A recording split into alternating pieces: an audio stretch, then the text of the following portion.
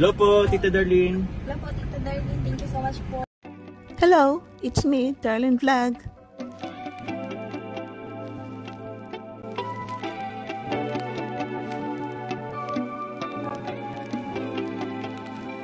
Hi mga kalingap, good afternoon, good evening, good morning sa inyong lahat dyan. It's me, Darlene Vlog. Bago tayo mag-reaction na naman, siyempre shoutout muna natin si Kuya Val Santos Matubang, si Ate Edna Vlog, si Kalinga Prab, ang presidente ng Karipa Mirador, si Kuya Noli, kasama natin sa Karaba, at Kalinga Warriors din siya.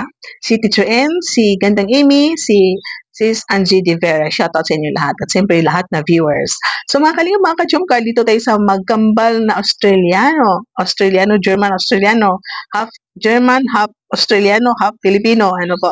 Ito si Edward at si Edwin. Kung maalala po ninyo, gumraduate na sila ng senior high at ang bilis dahil 7 days ay nag-million ang views ng kanilang vlog ni Kalinga Prab sa magkapatid na ito na Australiano. Bakit kaya ang bilis nag-million? Ilang araw na ngayon ang episode na yan?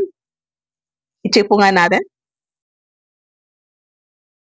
13 days na ang vlog sa magkambal na Edward at Edwin, pero naalala ko 7 days pa lang is 1 million na. Ang bilis, ang bilis. Bakit kakaiba? Bakit ang bilis nag-million? Dahil ang magkambal na ito is viral ang kanilang content. Kakaiba ang vlog sa kanila dahil first time na merong half na AFAM, half na ibang lahi at saka Pilipino ang ito sa vlog ni Kalinga Prab. At ang pagkakaiba rin, bakit nagka-million agad? Dahil makita ninyo doon sa graduation nila, na-surprise ang magkapatid. Yung pagkaiba yung plano at saka na-surprise. Yung alam mo at saka yung na-surprise, magkaiba talagang feelings. Makita mo yung mukha mo sa kanila, makikita sa mukha mo yung iba yung expression mo pag na-surprise ka, iba yung feelings mo, kakaiba. So magpakita tayo ng short clip nung ma-surprise ang kambal dahil dumating ang kanilang mama at ang kanilang stepfather na yun talaga ang nagpalaki sa kanila. At heto na ang pinakaabangan nating pagtatagpo.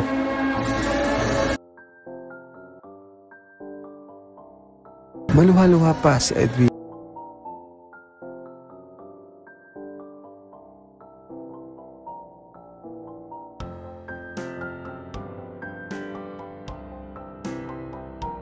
At dumating na rin ang kanilang stepdad na makikita natin sobrang lapit din sa kanila.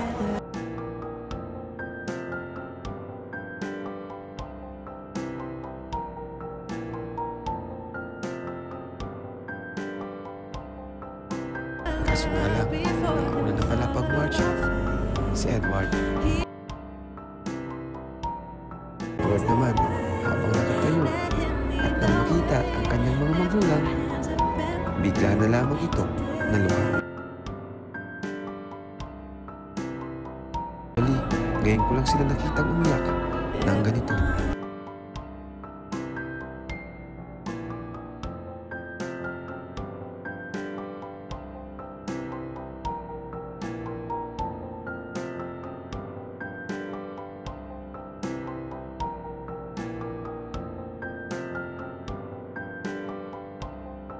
Oh, ayun, sino makarelate dyan, di ba? Yung mga mama dyan na single mom, na may mga anak na magkapatid, magkambal, na alam nyo, lumaki yung mga anak niyo walang papa, walang kasama sa buhay, kayo mismo ang nagpalaki, or else nagkaasawa kayo, tapos may mga anak kayo na pinalaki rin ng inyong asawa. Nakakatuwa po, makita po natin dito yung nag-success yung mga bata, nakatapos sila ng high school na natulungan ng ni Kalinga Prab. At ang tuwa-tuwa ang mga batang ito dahil hindi nila makakalimutan yung buhay nila noon, paano sila nakatapos, may nagbigay ng gift, at siyempre hindi nakarating si Kalinga Prab sa araw na yun dahil anniversary din ng mag-asawa si Kalinga Prab at si Jackie. At yun, pinuntahan ng ibang keyboys on mission para umatin sa birthday, sa graduation ng magkambal. At siyempre, nandoon ang magulang at kapatid. Hindi lahat ng kapatid ng magkambal ay nandoon, pero nakakatuwa po dahil special din ng magkambal is nandiyan ang kanilang magulang. Alam po natin na pinagdaanan ng magkapatid na ito na nag-working student sila sa Davao, nakipagsapalaran, ano ba yun sa Tagalog? Basta pumunta sila sa ibang lugar, Davao ata, nag-working students, nag-aral, at dumating ang time na yung mama ni pastor, na parang ni-introduce anak niya, at yun, dinala sila sa diet. at nag-working, tinulungan ng tatay ni Pong. At yun, hanggang sa ma-vlog ni Kalinga Prab. At simula noon, nagbago ang buhay ng magkambal na ito dahil nasali na sila sa ambassador, no, model ng Velvet Box.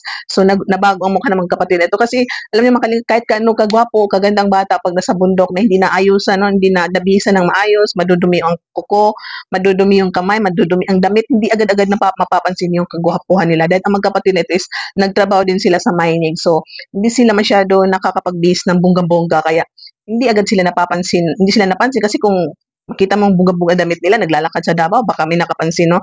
Na kunin silang model or whatever ba dyan. Pero nang mapunta sila sa Dait, mag-vlog ni Kalinga Prab, alam po natin, natatandaan natin na na-content sila na interview din sila ng MKGS, yung MKGS, sabi, nabubulol na tayo sa GMA, no? Si Jessica Soho, MGKS. So, nung ma-vlog nila, ma-interview, kung anong naging labasan, na bakit kilala daw nila. Pero hanggang ngayon, almost 1 year, ilang buwan na, hindi pa rin nila namimit ang kanilang tatay. Pero hindi pa rin sila nawawala ng pag-asa na baka one day is mapanood ng kanilang tatay o kamag-anak ng kanilang tatay itong vlog sa kanila. Na one day is makapiling nila ang kanilang tatay at hindi sila nawawala ng pag-asa. At tuloy-tuloy ang kanilang pag-aaral nasali sila sa model ng Velvet Box. Kung tingnan ang mga batang ito, lumitaw ang kanilang kagwapuhan at siyempre nagka-love team ang magkambal na ito. Dito nga, bago umuwi ang parents ng kambal sa Davao, kasi parang May 13 pa sila babalik ng Davao. Dahil ito nga si Edward, sabi niya, ipapakilala niya ang kanyang Mariel sa mama. Ipapakilala si mama sa Mariel. So makita natin na parang excited si Mariel na sino ba? Parang ma-surprise siya at itong mama is, makita mo rin na masaya rin siya at na-meet niya si Mariel. So, short clip. Sinduin ko lang po.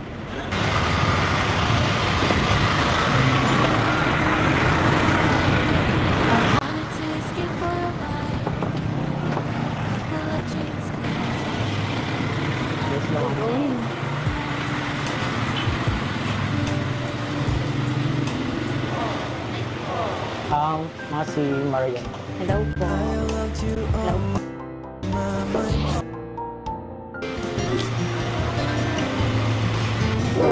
Ano po masasabi niyo kay Marian po? Maganda. Maganda daw si Marian. Maganda naman talaga yan. Opo. Ikaw pa, ano pong masasabi mo kay Marian? Maganda rin. Sama na sinabi ng mama ko. Bagay ba? Bagay. Ano po, kamusta po kayo, tita? Okay lang. Masaya ka makita. Ako din po. Happy din po ako na namit ko po kayo. Ano po, kamusta po yung pag-stay nyo dito sa Daet? Okay lang. Masaya ako. Kasi nakapiling ko yung Lalo na yung kambal, nakasama nyo na po. masaya ako kasi nakita kita sa personal. Yung dati nakikita lang kita sa vlog. Mas maganda ka pala sa sa personal. Thank you po. At saka mukhang mabait. Thank you. Kaya pala na yung labang anak sa sobrang ganda. At sana hindi mo siya sasaktan. Kasi ikaw ayaw. Kasi ikaw yung na first love, first sight. Ikaw ang unang babae na minahal niya. Ikaw rin, Edward, at kung sasaktan si Marian. At saka mabait rin din. Oo, siyempre. Hindi ko sasakit. Siyempre, aalagaan ko si Marian habang yung pagmahal ko sa kanya habang hindi na ako. Yan, nakita ng mama ni Edward si Mariel, maganda daw.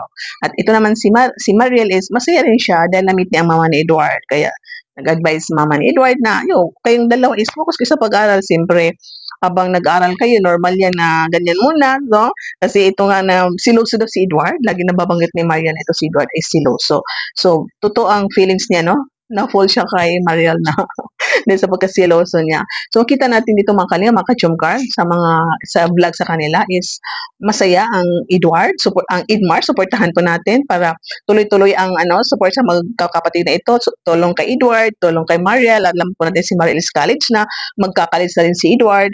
ito si Edwin, no? Baka mga susunod, baka vlog din ng Ed. Suportahan po natin ang magkakapatid na ito dahil sa college na sila. So, malaki-laki ang pangangailangan ng magkakapatid na ito. I don't know kung anong course nila. Hindi pa sila ata nakapag-decide. At siyempre, yun nga sabi ni Kalinga Prab na pabahayan sila. So, hindi pa rin natin alam kung saan ba sila pabayan, sa Davao or baka dito sa Daet or Samars. Antayin po natin dahil ito, nakaline up ang pabahay ng mga kapatid na ito. Alam po natin, once sinabi ni Kalinga Prab, papabahayan kita, is papabahayan kita. Papabahayan niya. Pabahayan niya. Pero magantay na lang tayo sa tamang panahon dahil alam po natin maraming naka-line up dahil ang ibang pabahay ay sarili niyang pera, sariling pera ni Kalinga Prab na kahit walang sponsor, pag may pera siya, inuuna niya yung need na need talaga. Ito magkapatid na ito, habang nandiyan pa kay pastor sa tatay ni Pong is may natitirahan muna sila. So, maghintay na lang. So, I'm sure na itong magkapatid na ito is mapapabahayan ni Kalinga Prab. So, hantay na lang po tayo. Support po natin mga Kalinga, mga Kachumkar ang magkakapatid na ito dahil need din nila ng support. At ito, ang Bitbit Box ay nakakatulong sa kanila. Nakita natin yung buhay ng mga magulang nila. Supportahan po natin sa pamamagitan ng panonood. Huwag mag-skip ads. Siyempre, kung gusto niyo mag-sponsor, contact niyo na lang po si Kalinga Prab o si Pong o sino bang keyboys na malapit sa inyo. I-contact niyo na lang sila para supportahan natin ang magkapatid na ito dahil i-bless ng Panginoon ang mga taong mapagbigay, cheerful giver. So, thank you so much. Pag-like po ating video, Makalingap Chumkar sa mag-replay dyan. Pakita notifications. Don't skip ads. Thank you po. Shoutout sa lahat na manonood, mga supporters natin. Magkaisa po tayo, magmahalan Kalingap Chumkar. At siyempre, shoutout sa Chumkar Fans for Life, Solid Jumar supporters, lahat ng aking admins dyan. Si Celon, si Gloss, si Len Sabado, si Lucel, si Flor, si Kay, siyempre si Connie. Shout out sa inyong lahat. Sana wala akong nakalimutan. Kasi so alam ko na inalagaan ninyo ating grupo. Nandiyan pa rin ako sumisilip-silip. Siyempre makipagharutan, makipagkwentuhan. Alam ko inaalagaan ninyo ang ating bahay. Thank you so much.